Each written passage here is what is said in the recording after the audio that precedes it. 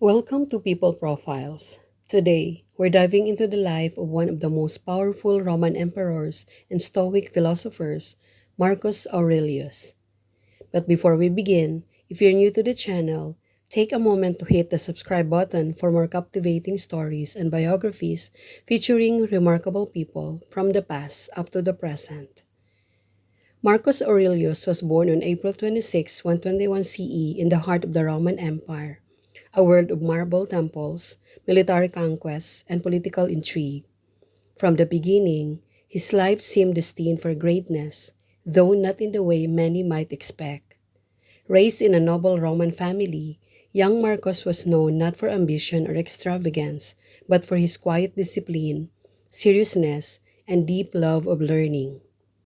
Even as a boy, he showed a remarkable inclination toward philosophy, particularly the teachings of Stoicism, which emphasized reason, self-control, and acceptance of fate.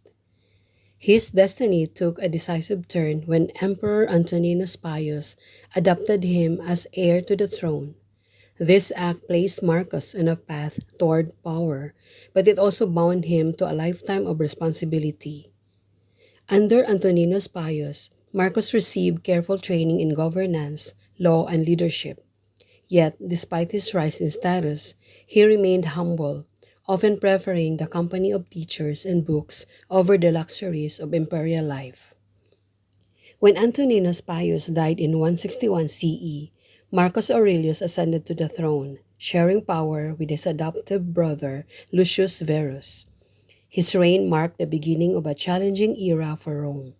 Unlike many emperors who enjoyed periods of peace and prosperity, Marcus faced relentless trials, wars along the empire's northern borders, outbreaks of plague, and internal unrest. The so-called Antonine plague devastated populations and weakened the empire, forcing Marcus to lead not only as a ruler but as a steady moral guide during times of fear and uncertainty. Despite these hardships, Marcus Aurelius earned a reputation as a just and thoughtful emperor. He ruled with a sense of duty rather than desire, often placing the welfare of the empire above his own comfort. Much of his reign was spent on military campaigns, particularly against Germanic tribes threatening Rome's frontiers.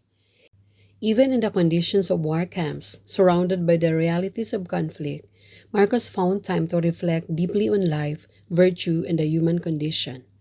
It was during these moments of solitude that he composed his most enduring work, Meditations.